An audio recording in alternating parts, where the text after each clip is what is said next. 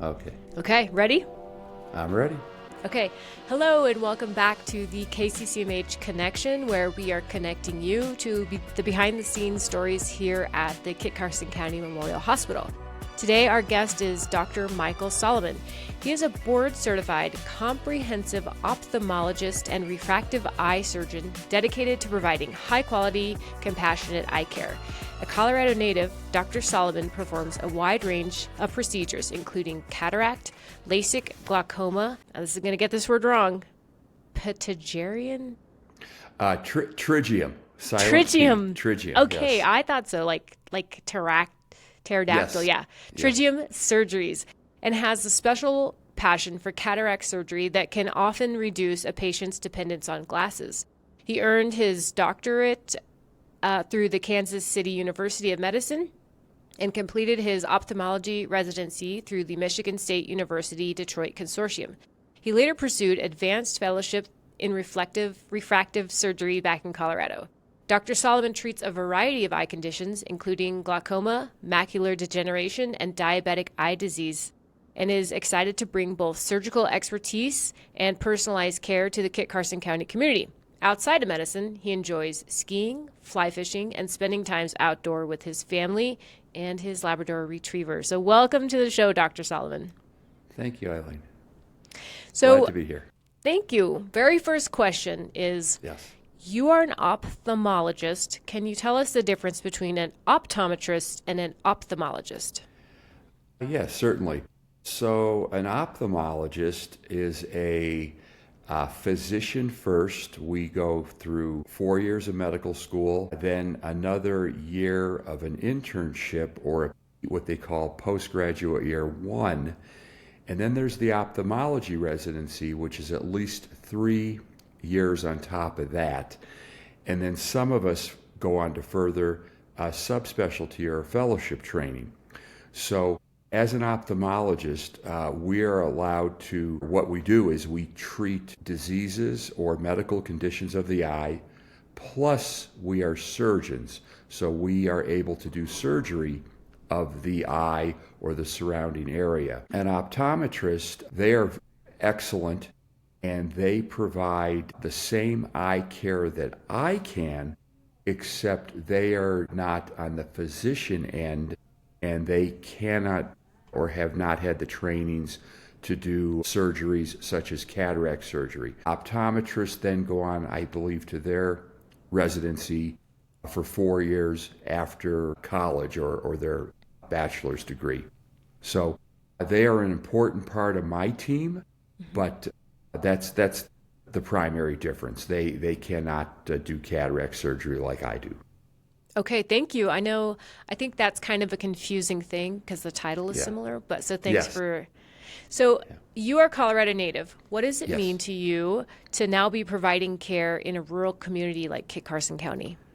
Oh, great question. I absolutely love it. When Brian recruited me out to the hospital, it's just a wonderful give back to the community. I go to a couple other outreach rural communities in the area, and Burlington and Kit Carson County have a special place in my heart. The patients are wonderful, the people are so gracious, and it's just a kick to provide good quality care without those patients having to schlep into Denver or Colorado Springs. And I'm able to be right there as part of their community. So it's Awesome. neat. And we appreciate that you take the time for us. You So bet. what first drew you to ophthalmology specifically? Like, was there a moment that made you say, this is what I want to do? Yes, some of the aha moments for me between first and second year of medical school, 1985, so the summer of 86, I was home in Denver during my little 6-week summer vacation, and I was making cold calls to different specialists, visiting different specialties. My very last cold call came on a Monday night to the local osteopathic ophthalmologist in Denver, in the Aurora area, and we hit it off on the phone on Monday night. He said, "Can I show up to his office Tuesday morning?" Which I did.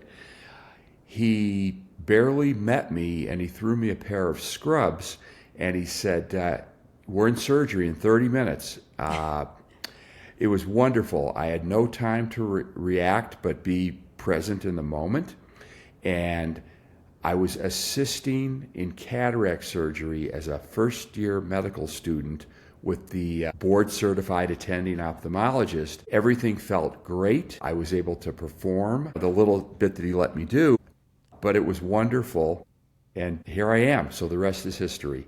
So that's how I got my start with ophthalmology. That's cool. And what a great guy to just say, come join the team. Come give us a try. Yeah.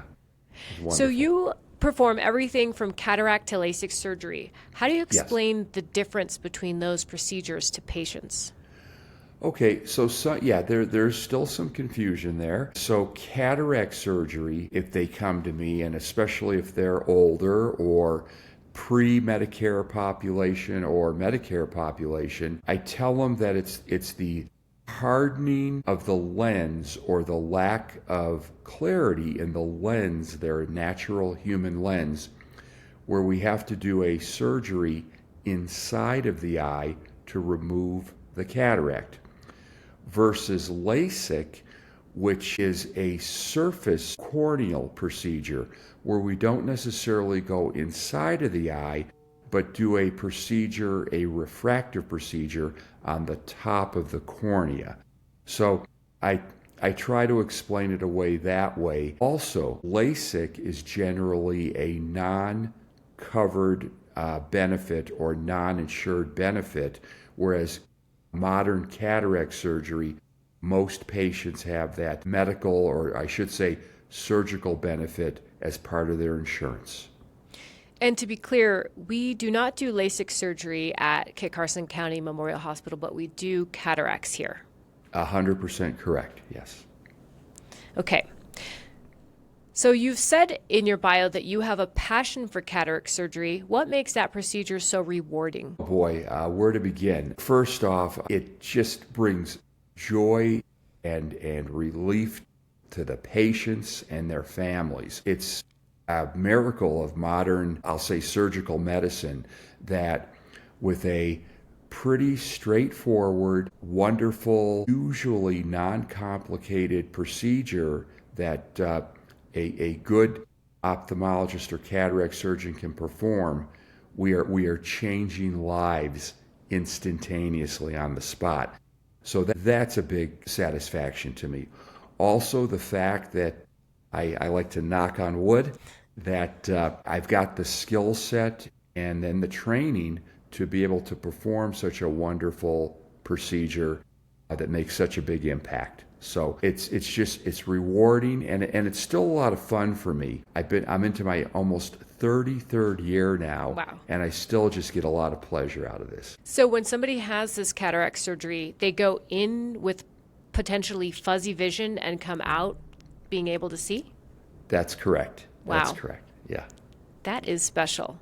So what are some of the most common eye conditions you see, especially maybe in our rural population? Well, so cataracts could be one of them. I see a lot of diabetics. So diabetics who have diabetic leakage retinopathy in their eyes, and often those who don't. I see a ton of dry eye. So dry eye is in every state of the nation, but it's an extra special one here in Colorado where we're so dry. I see glaucoma. I see those trigiums that were hard to pronounce with the funny spelling. I see red eyes, pink eyes, so things that are called conjunctivitis. So I see that as well. And I think I mentioned glaucoma, but if not, glaucoma. Yes. And for the most part, you can treat all of those here in Burlington? That's correct, yes. Okay. So can we go back to the diabetic eye health? What should patients be doing to protect their vision, especially in cases of diabetes? Okay, so first and foremost, be collaborative with your primary care provider or primary care physician. Be in a partnership with them to take care of your health. We don't have a magic pill, a magic bullet, although there are GLP-1s out there now. But let's just say that a patient needs to buy into a good tight control of their blood glucose and their blood pressure and other health comorbidities. So the better they can control their blood sugar, the lower their A1C value is, the better off they'll be in not developing diabetic retinopathy. So that's kind of a big umbrella.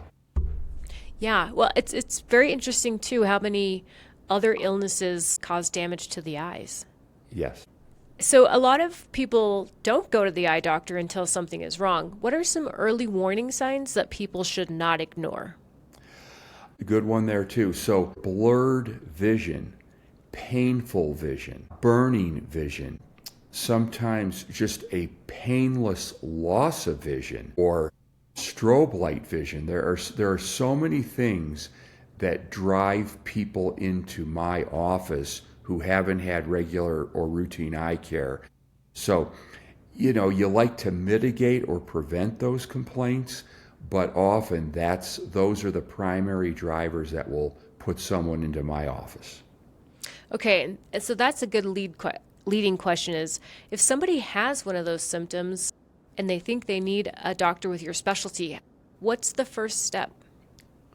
Call the subspecialty clinic, call Amy up at the hospital there to either get on my schedule, or we do have a doctor there, Dr. Paul, who is our optometrist who works with us now, right there at the same office that I'm at, but just different days when I'm not there. So just make that phone call to the hospital. They will get transferred right up to Amy, who helps run the specialty clinic, and they'll get on either one of our schedules.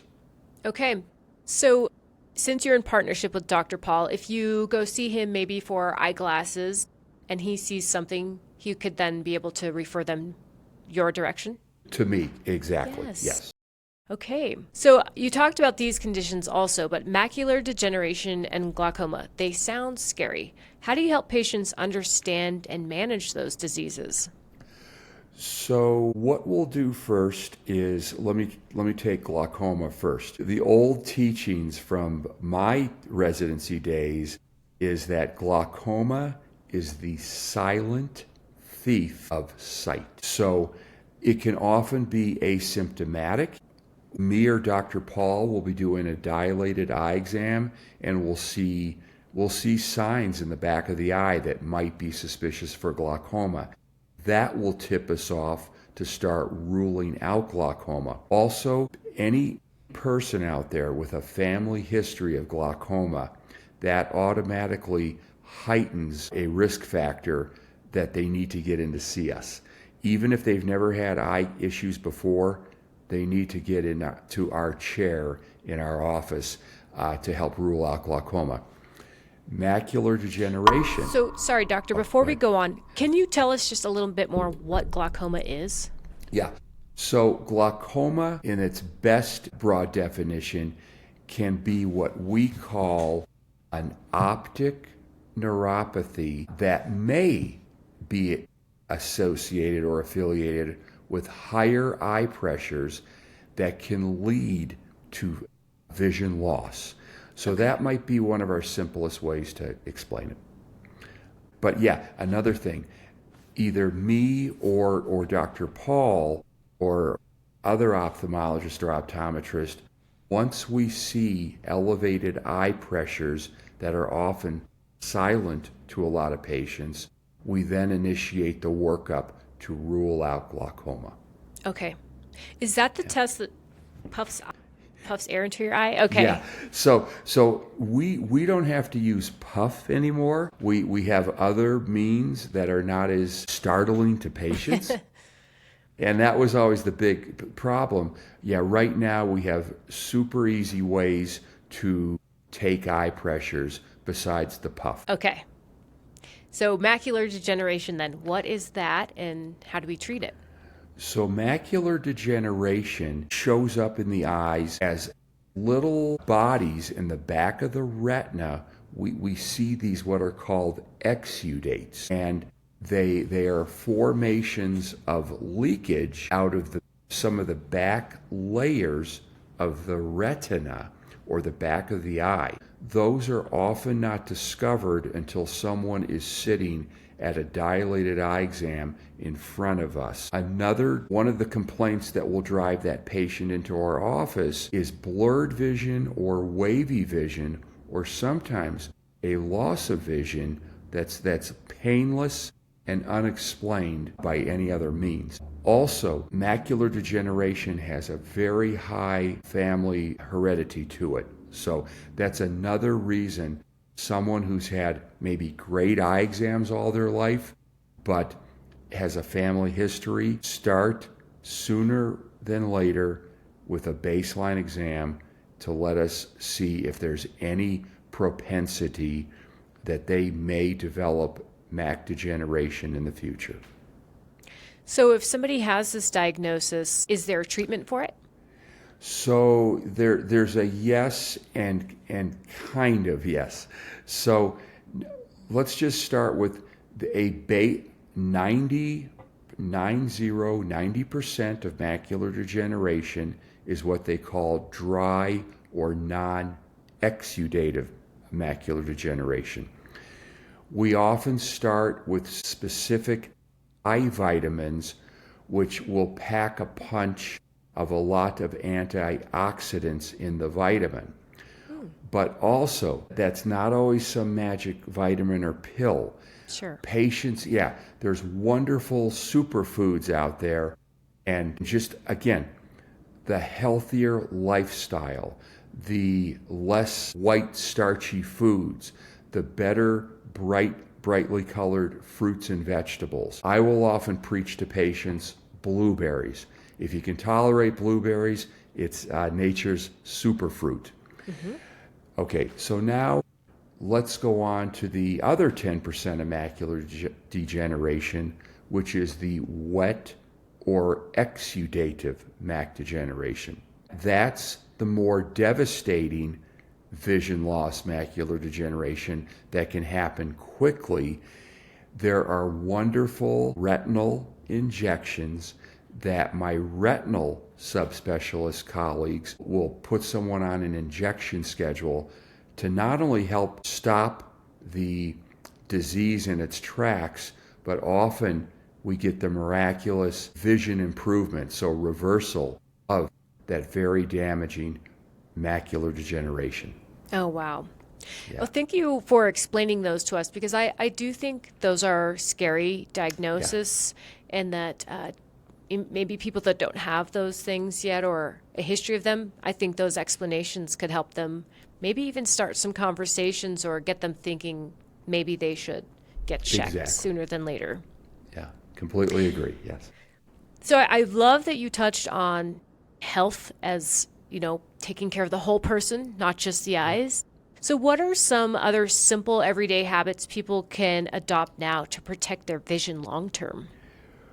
Well, okay, so I'm going to, and not that this is an advertisement or not for the GLP-1s or what they do, as they're so prominent right now, but just learning how to take great care of yourself. Again, whether it's in collaboration with your primary care provider or with us, less calories in means less calories in your body, less bad foods, less things that are going to fill up your belly without providing great nutrient load. Fruits, vegetables, lean meats, fish. Oh my God. If you love salmon, eat salmon once a week.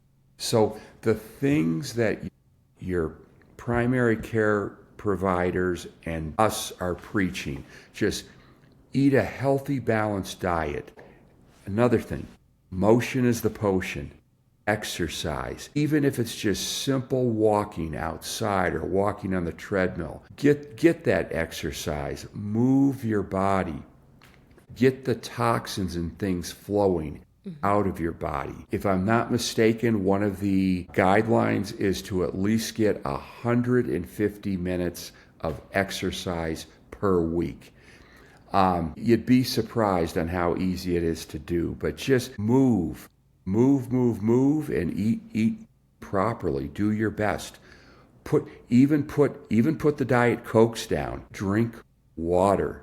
Drink, hydrate. Eat properly and move. Those are some of the best things I can tell you. So I think I remember some of the foods that are suggested for eye health would be like the omegas from salmon. What about carrots? Is that a wives' tale? It's a little bitty, but not so much. It really does work because the beta carotene, the A vitamins, the B vitamins in carrots are wonderful for eye health. And again, the cool thing is the orange carrots, just the different chemicals that make that carrot orange are great for the back of the eye health. Yeah, and therefore just a wonderful add-on to help with the either prevention or let's just say the back of the eye antioxidant health that will help with any eye condition, but especially mac degeneration. Okay, great to know. So with so much screen time today, are you seeing changes in eye health? Yes, 100%. So when we all started just like the computer with this, or like this, we had something called computer vision syndrome, which I'll talk about in a sec. The problem with screens, one of the problems, is we don't blink enough. Our average blink rate without looking at a computer per minute was somewhere, I think, between 14 and 16 or maybe 18 times a minute. When we're looking and staring at computer screens, our blink rate goes down to something like 4 to 6 times a minute. Wow. So, yeah. So our eyes naturally dry out quicker. So that's an issue.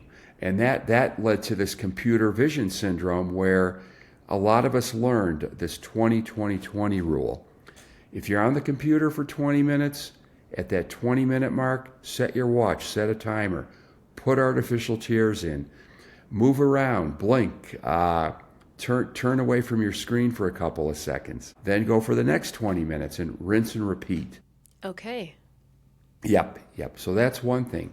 Now, in the super accelerated realm of having a phone in our hand all day long, that's giving us some similar issues, but it's also, as we found, that looking at screens close range forever then can lead to more myopia or nearsightedness. Mm-hmm. So that's opened up a whole new range of things. Just get outside, look at the sun, take recess as a kid. And this has been widely proven in some other countries outside of the U.S. So for somebody like me that their whole job is on the computer, just take time to look away from the screen. And now I'm going to be paranoid about blinking. There you go. Have your tears next to you, but also you have my permission to take recess. Okay. So it's okay to use eye drops then? Yes. Are there some better than others? Yes. So there's a lot of artificial tears out there. As you can figure, like a lot of medications over the counter, there's a lot of competition for people's the drug companies for the dollars. But there's great tears out there that I particularly love and use. There's brands by Alcon. There's brands by Allergan. There's a wonderful preservative-free artificial tear out there that comes in a bottle called Ivisia. So there's wonderful tears out there, preserved and non-preserved, that someone such as myself or Dr. Paul can recommend for our patients. Is it okay to use the store brand? Are they lesser? That's exactly where I was going. Some of the store brands, and not to single out any entities, are a little lesser. And there have been some issues out there that have come up in the past where some of the generic store brands led to issues that led to infections. Oh, wow. In people's eyes. Yeah. A lot of that has been resolved, but I generally, if one of my patients come in with a generic store brand or tell me they just bought eye wash, I will dissuade that from them and go for one of the bigger brands that I'm used to, that I use even on my eyes, that work out well. Because Okay. I know there's a certain quality control there. Yeah, and I think it's probably safe to say that because we only get one set of eyes, that maybe if you can afford to buy the brand that is leaning more towards specifically caring for eyes. Yes, yes. And I know you don't have them out there in Kit Carson County, but I'm lucky to have like a gazillion Costco's or Walmarts or superstores who will usually have a better price point for the branded artificial tears in Yes. Denver. Yeah. So another kind of, when we were talking about going outside, how about sunglasses? Do those affect your overall eye care? Are there some better than others? Yes, yes, yes, and yes.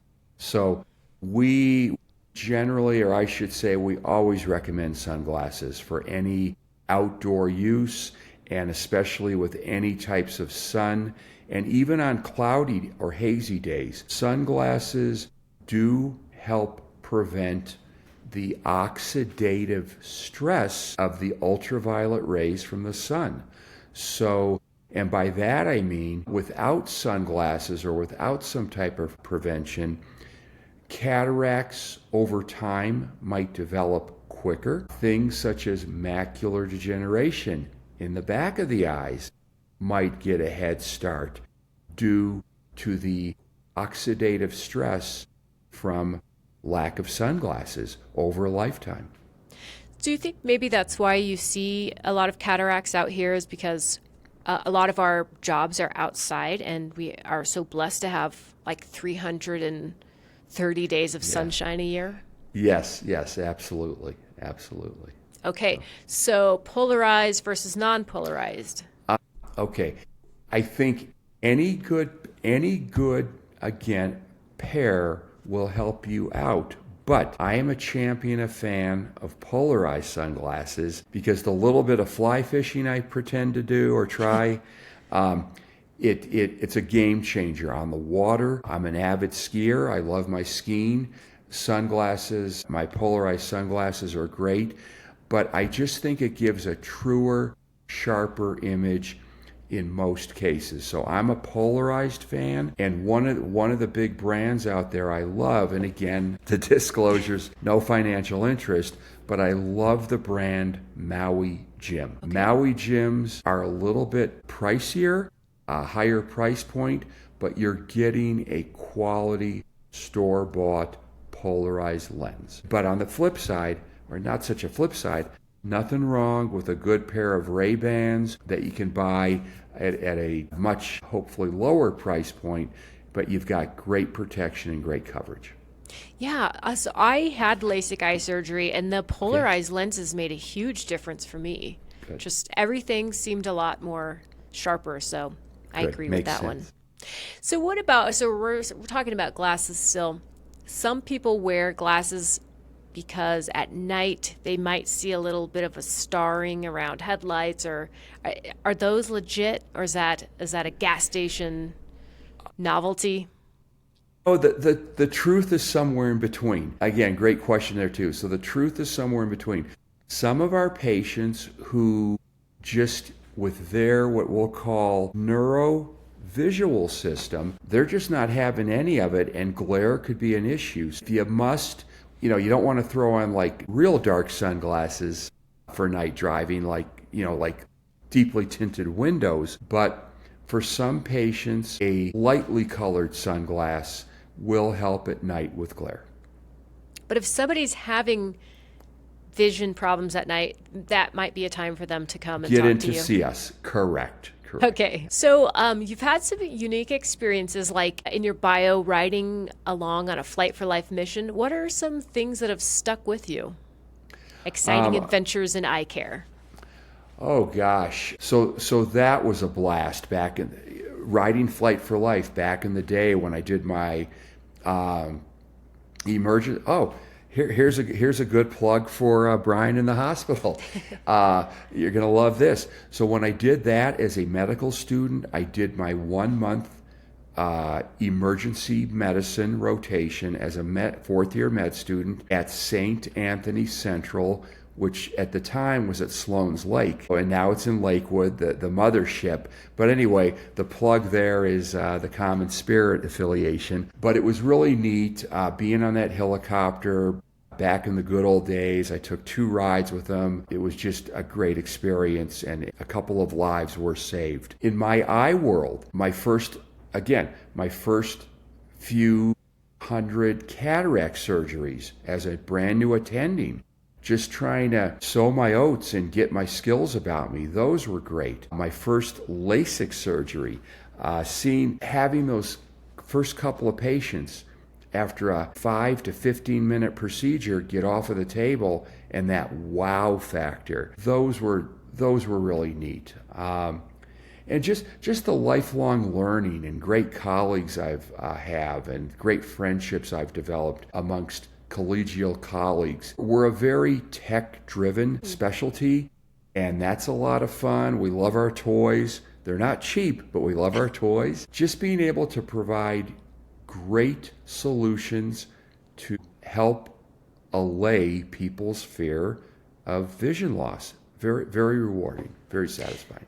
So you mentioned technology, and and you mentioned that you've been in the game for about 3 decades. What are some of the best or greatest improvements in your field have you seen? Oh God, so many.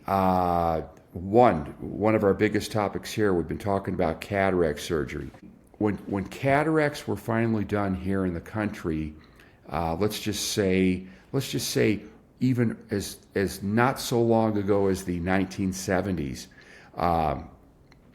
patients had to spend days in the hospital with sandbags around their head so they couldn't even move. And the cataract procedure itself might have taken an hour and a half, and there was no lens implant put in an eye. Now, come up to our modern cataract surgeries with something we call phacoemulsification and then potential laser assistance. But let's just not even put the laser in there yet. Just in my own hands, most of us, what I'll say, good, solid cataract surgeons can do the procedure in 10 to 15 minutes, and we've changed a patient's life. So that's one thing. The macular degeneration we touched on, these injections which are called anti-VEGF injections, that was a game changer for the retinal specialist. Whereas they'd been trying to treat macular degeneration with laser, and it wasn't as rewarding or sight saving. These injections, which also have utility for a lot of other retinal diseases now, have just stopped these conditions in their tracks and given patients hope again. That's amazing. Yeah. So let's go kind of specifically to Kit Carson County. Let's say I have seen Dr. Paul. He's determined I should see you. You diagnosed me with cataracts. What happens next? Walk me through how you determine I have it. What does surgery day look like? How long do I have to plan for surgery? All the things. Okay, well, great. So this one earbud, come on, stay in.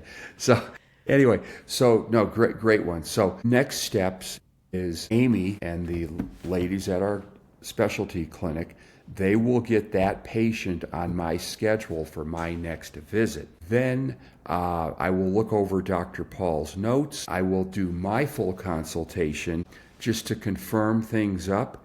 I will do the complete dilated eye exam because it's just what we need to do to make sure everybody is a good, viable surgical candidate. I will grade that cataract. I will see how the eyes dilate. So I will prepare myself for my best surgical day with that patient in the OR. Also at that visit, we will take the measurements so we can plan out the best cataract intraocular lens implant that I will insert in the patient's eye at the time of surgery, and I'll have those numbers available to me. I will do a verbal informed consent. I will let the patient know what will be upcoming. I will answer questions regarding risks, benefits, and alternatives, and then we'll all try to be on the same page. Then my next visit out there, which is usually at a monthly cadence, the cataract surgery day, the fine ladies down in pre-op, they will prepare the patient with sets of eye drops, questions. I will then do the sign up, the written informed consent. I will remind them of things we spoke about. Do you have any further questions? Then we will take them back to the operating room. We will get them comfortably positioned. Our good anesthesia folks will let them know what they're doing. They will have MAC or monitored anesthesia care, which is the IV, generally Versed in their arm. Get them chilled out and relaxed. And then I will do my thing. I'll position the microscope. They'll be prepped and draped sterilely. I'll sit down and do my best work. And that, again, that can be anywhere from the 10 to 15 minutes. And after that, after we've done our part, we will take the patient back to the same area, which we'll call post-op or PACU, and then we'll prepare them to leave to go home. I often tell the patients, too, the whole process from when they walk in the door at Kit Carson to when they walk out the door, figure about a 2.5 to 3 hour process complete. Yeah. Again, thank you for taking the time to explain that, because surgery, although cataract sounds pretty non-invasive in that it's quick and you go home the same day, it's still scary. You know, I have to have eye surgery. So thanks for taking the time to explain that. Oh, you're welcome. Yes. So when you're not in the clinic, what are we most likely to find you doing? On the slopes or on the river? A little bit of both. Depends on the season. I've picked up my travel bug again, so I also love to travel. And you'll just find me out, trying to have a good time. One of my mantras forever in life has been work hard, play hard. Yes. So I just enjoy life. I'm a very glass half full guy. It's just such a hoot to take good care of people and then know that I've done a great thing there, and then go out and play. Yeah. So I love that. And exercise. Yes. Yes, you got to get your 150 minutes in for the week. Right. Yes. Okay, so before we go, how often are you at Kit Carson County Memorial Hospital? I am there once a month right now. Once a month. And I believe then that's been my typical cadence. And I think Dr. Paul and the optometric end is usually there at least once a month as well. Yes. And to be clear, you don't have to have a referral from Dr. Paul. It can be any optometrist, or even if you feel like you have some of those symptoms, they can come and see you. Correct. Yes. Good. I'll give a clarification here. So most of the time, the optometric referral is the way in the door, so that we know that it's some type of surgical consultation and likely the cataracts. So whether it's Dr. Paul or one of the other community optometrists there in Kit Carson County, or even across the border, let's just say in Goodland, those optometrists will generally send the referral into us. But I think Dr. Paul, to get on his schedule, if you haven't had an eye exam in a long time, that's the best direct way to get to me, for sure. Okay, that's great. Yeah. So, final question. We ask everyone, what's one thing you wish every patient knew about their health? In this case, eye health, but you're a doctor, so what should we know?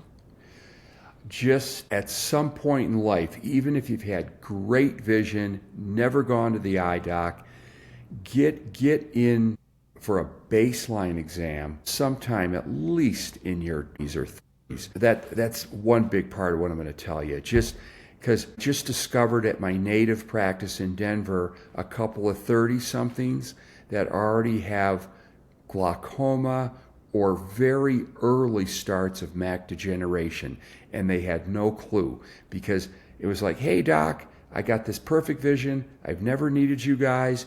And why should I come in? Well, that's why you come in. Also, just take good care of yourself. Treat yourself well. The good health that we're learning about from all of us different medical practitioners, take it to heart. You'll do your eyes a favor. Yes. And that's one thing that we're trying to really get across with this show is being an advocate for yourself. And if you don't feel great or you think there's something wrong, go talk to your primary care, or in this case, an ophthalmologist. Optometrist is kind of like the primary care of the eyes. So go talk to them and start a conversation. Exactly. And you know what? Listen to your gut. Your gut still rules. Even when you go to Dr. Google or ChatGPT, which have become my friends, by the way. So they've really increased my practice. Yeah. You know, patients are well informed now, and I'll say they're well informed consumers, or they try to be, and it's wonderful all the tools we have online. So if your gut's not feeling right and something's going on with your eyes, and you do a little ChatGPT or Google, go see one of us, or get yourself in at least to any eye care provider you can. Yes, and I love that you bring that up because it feels safe, to ask ChatGPT, I have a little pain in my eye. What should I do next? But those AI tools are never going to replace this personal conversation that we can have with somebody like yourself. Yeah, thank you. Exactly. Yes. Well, thank you so much for taking the time to talk to us here on the Eastern Plains. And thank you for making us part of your outreach clinic, because it's just such a special service you provide. Everybody listening, if you're interested in seeing our eye care clinic, then we'll link the phone number below, and you can call the specialty clinic here at Kit Carson County Memorial Hospital, and Amy and her team will get you set up at the next available time, and we'll help you hopefully get to seeing better. Perfect. Yes. Well, have a great day, and we'll see you guys next time on the KCCMH Connection. Okay. And thank you so much for having me. I appreciate it. Yes.